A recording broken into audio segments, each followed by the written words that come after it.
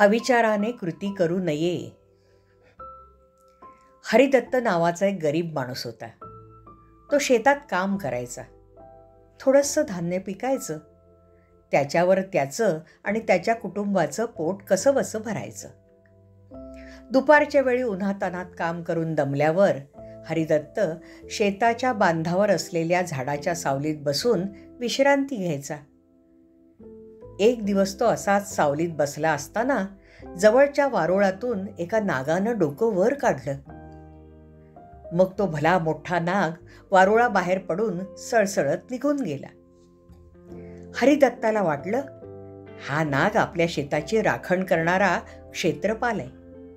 तेव्हा त्याने दुसऱ्या दिवशी सकाळी घरून येताना वाटीभर दूध आणलं. ते वारुळासमोर ठेवलं आणि नमस्कार करून तो म्हणाला, क्षेत्रपाला, तू इथे राहतोस हे मला ठाऊक नव्हतं, म्हणून मी तुला नैवेद्य दाखवला नव्हता.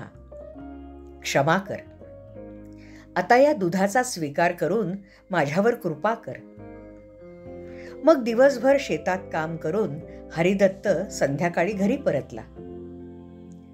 दुसऱ्या दिवशी सकाळी हरिदत्त वारुळाजवळ दूध घेऊन आला आणि पाहतो तो काय, आदल्या दिवशीच्या दुधाच्या वाटीत एक सोन्याचं नाणं चमकत होतं. त्याच्या लक्षात आलं की नागदेवानं कृपा करून हे सोन्याचं नाणं आपल्यासाठी ठेवलंय. त्याला खूप आनंद झाला. त्यानं ते नाणं घेतलं आणि वाटीत दूध पुन्हा ओतून ठेवलं. मग रोजच हरिदत्त वाटीत दूध ठेवायचा आणि दुसऱ्या दिवशी त्याला एक सोन्याचं नाणं मिळायचं. सोन्याचं नाणं मिळाल्यावर हरिदत्त बाजारात जाऊन धान्य, फळं, गोडाधोडाचे जिन्नस विकत घ्यायचा. हळूहळू त्यानं नाणी साठवून शेतीसाठी चांगली बैलजोडी विकत घेतली. शेतीसाठी नवीन अवजारं विकत घेतली. हरिदत्ताचं घर जुनं झालं होतं, मोडकळीला आलं होतं. आणखी नाणी साठवून त्यानं जुनं घर दुरुस्त केलं. हरिदत्ताची परिस्थिती हळूहळू सुधारू लागली. तरी तो रोज शेतात काम करायचा. रोज सकाळी नागदेवासाठी वाटीत दूध ठेवून नमस्कार करायचा. आपण कष्ट करतो म्हणून नागदेवाची आपल्यावर कृपा होत आहे असं त्याला वाटायचं. परंतु सोन्याचं नाणं आपल्याला मिळतं हे त्यानं कधी कोणाला सांगितलं नाही. एकदा काही कामासाठी हरिदत्ताला 3-4 दिवस गावाला जायचं होतं. त्याने आपल्या मुलाला जवळ बोलवलं आणि तो म्हणाला, कुमारदत्ता, हे बघ, मी 3-4 दिवस गावी जाऊन येणार आहे. पण तुला एक गुप्त गोष्ट सांगतो. रोज सकाळी शेतात जा. बांधाच्या झाडाजवळ एक मोठं वारुळ आहे. तिथं दुधाने भरलेली वाटी ठेव. नमस्कार कर.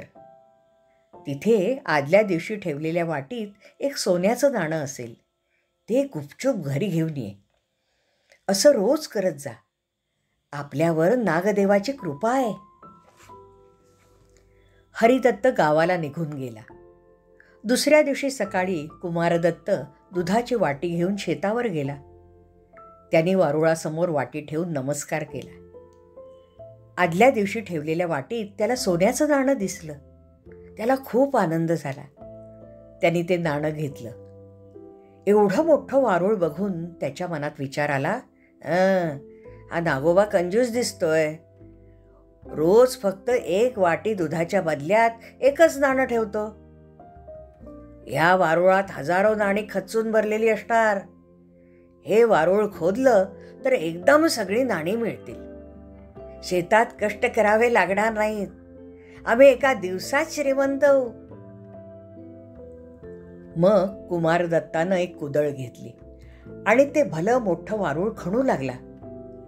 त्याबरोबर एक मोठा नाग त्यातून फुतकारत बाहेर पडला.